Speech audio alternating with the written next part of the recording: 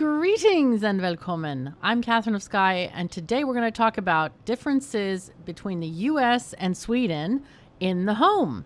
And I have many of these, so be prepared for several videos on this topic.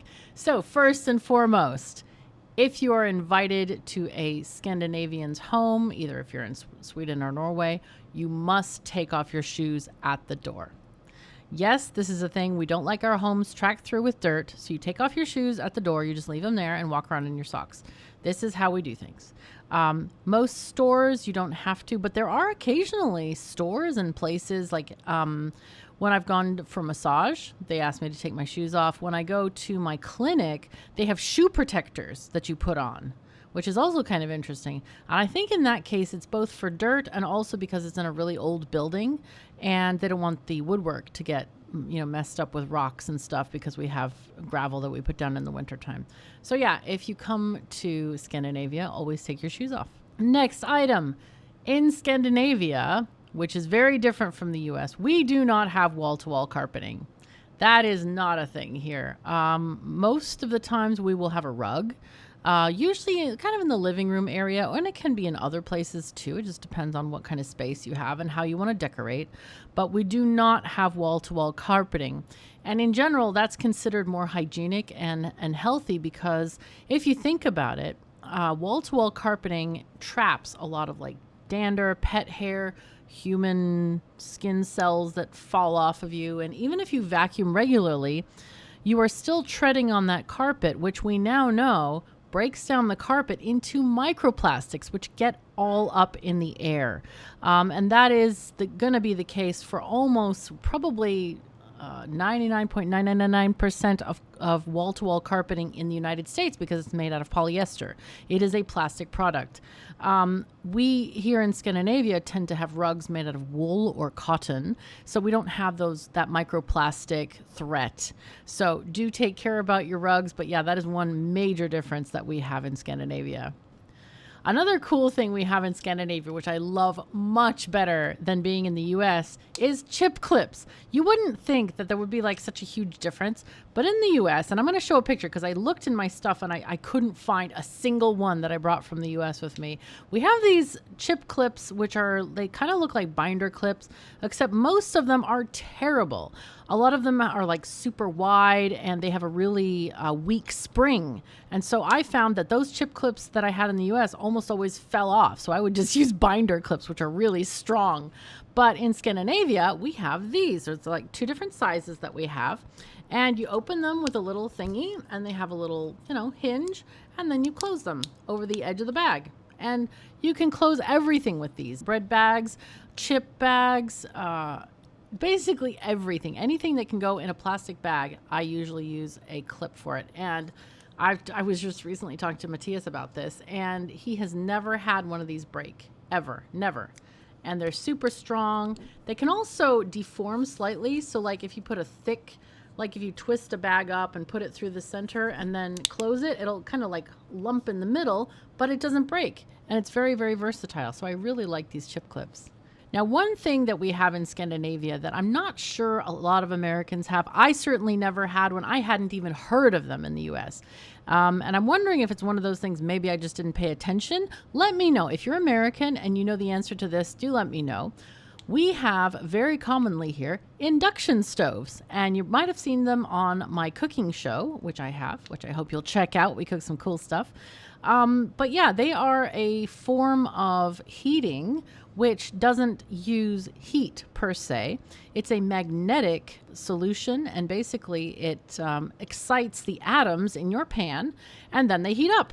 The surface, it looks like a piece of glass. It is not hot to touch. If you turn on the stove, it's not hot. You can feel it vibrating a tiny bit for sure, but it is not hot. The only heat that you get on the stove itself is when the pan heats up via this excitement of the atoms, the pan actually heats the glass. So it's kind of backwards. And so there's like a little thing on the stove saying hot, but it really isn't hot. So I really like that because I can put my utensils closer, my mixing spoon, I can have that right next to the thing. And I don't have to worry about it getting burnt or and fire. In the US, I lived out in the country, so we were cooking with gas, like literal propane gas, and we had fire to cook with. And it left this horrible black scale on the bottom of my pots and pans. So when I came here, I actually just recently bought some new pans and pots, the ones that were kind of destroyed by my fire in the US, because what happens is that scale kind of makes them a lot less efficient at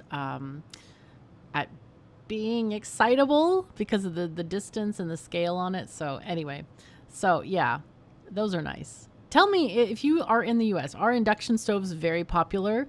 I had literally never heard of them before I came to Scandinavia. And the amount of times I've traveled back and forth to Scandinavia, I've stayed in a lot of Airbnbs. Most of them have induction. It seems to be like a really efficient way of cooking food here.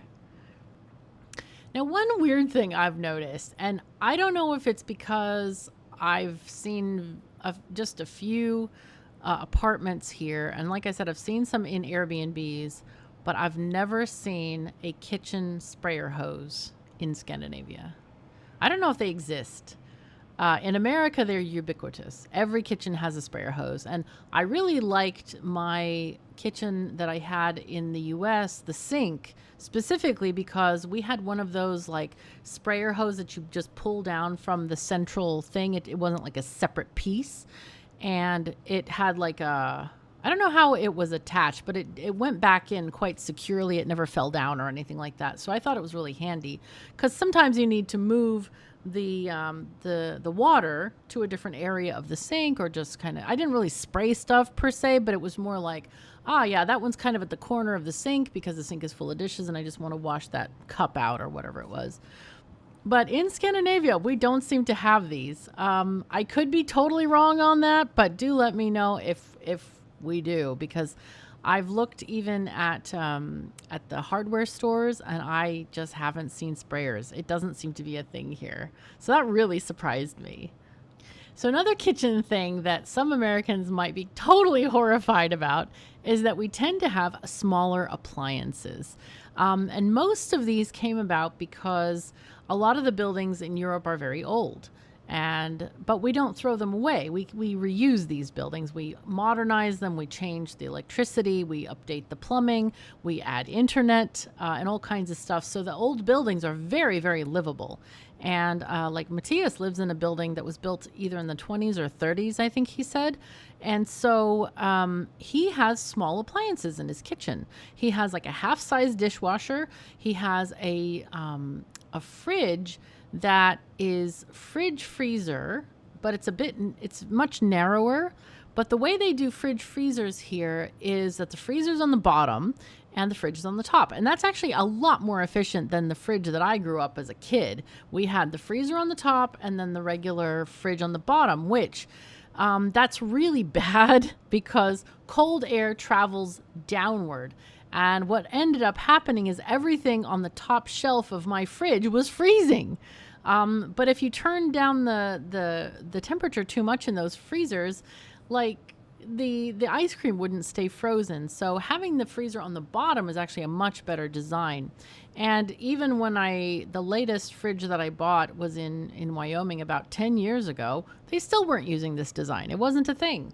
So anyway, but we do have very small appliances for apartments that were built long time ago, because if you think about it, like long time ago, they didn't need much kitchen space and they didn't have all of these like fixed width appliances. They basically had a counter and an oven, and that's how they cooked food because they didn't have like choppers and toasters and other things like this. I mean, they did have toasters, but like they didn't have fridges.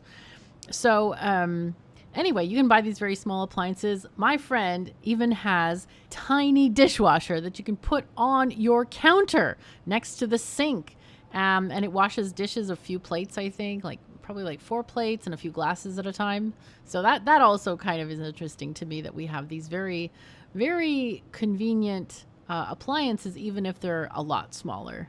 One thing that might surprise a lot of people is that in Scandinavia, we generally have 2 duvets for the bed. And if you're If you're not familiar with that word, they're like bed covers or like comforters, like the fluffy blanket you have on top. So thank you so very much for joining me. I really appreciate you being here. And if you would like to help support work on my channel, do check out that Patreon in the link in the description below. If you want to chat about any of the things, do write me a comment or come to my Discord channel and we can just talk about whatever you like. If you have any ideas for videos or want me to try certain things, just let me know by dropping a comment there or sending me an email. Either is fine. So take care of yourselves and each other, and I'll see you next time.